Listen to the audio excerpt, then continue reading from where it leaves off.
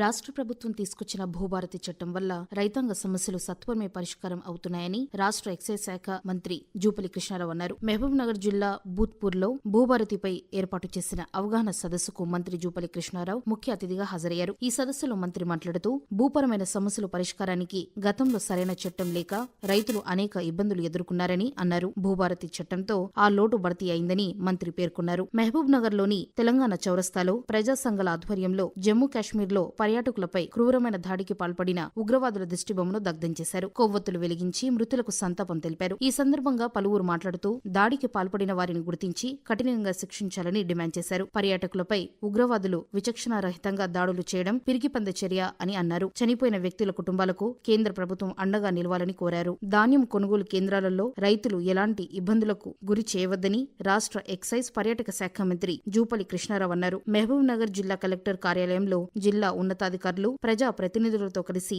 జిల్లాలో జరుగుతున్న అభివృద్ధి సంక్షేమ పథకాలపై సమీక్షా సమావేశం నిర్వహించారు. ఈ సందర్భంగా ఆయన మాట్లాడుతూ వేసవిలో ప్రజలకు తాగునీటి సమస్యలు లేకుండా అధికారులు చర్యలు చేపట్టాలని సూచించారు. త్రాగునీటి అవసరాల కోసం జిల్లా కలెక్టర్కు రాష్ట్ర ప్రభుత్వం అత్యవసర నిధి కింద ₹1 కోటి మంజూరు చేసినట్లు తెలిపారు. వరి ధాన్యం కొనుగోలు కేంద్రాలకు రైతులు ధాన్యం తీసుకువచ్చిన వెంటనే ధాన్యం కొనుగోలు చేయాలని అన్నారు. రైతులు తీసుకువచ్చిన ధాన్యంలో తేమ శాతం, తరుగు పేరుతో ధాన్యం తీయవద్దని ఆదేశించారు. యేసుక్రీస్తును సిలువ చేసిన రోజును గుర్తు చేసుకుంటూ గుడ్ ఫ్రైడేను మహబూబ్ నగర్ జిల్లాలో ఘనంగా నిర్వహించారు. పట్టణంలోని ఎంబీసీ చర్చిలో క్రైస్తవ సోదరులు ప్రత్యేక ప్రార్థనలు చేశారు. రాజ్యాంగ నిర్మాత భారతరత్న బాబా సాహెబ్ డాక్టర్ బిఆర్ అంబేద్కర్ 134వ జయంతి వేడుకలు మహబూబ్ నగర్ జిల్లా వ్యాప్తంగా ఘనంగా నిర్వహించారు. మహబూబ్ నగర్ లోని అంబేద్కర్ చౌరస్తాలో బాబా సాహెబ్ కాస్య విగ్రహానికి కలెక్టర్ విజేంద్ర బోయి, ఎంపీ డీకే అరుణ, ఎమ్మెల్యే శ్రీనివాస్ రెడ్డి, ఉద్యోగ ఉపాధ్యాయ కుల సంఘాల నాయకులు, వివిధ పార్టీల ప్రజాప్రతినిధులు పూలమాలలు వేసి అంజలి ఘటించారు. ఈ సందర్భంగా మహబూబ్ నగర్ పార్లమెంట్ సభ్యురాలు డీకే అరుణ మాట్లాడుతూ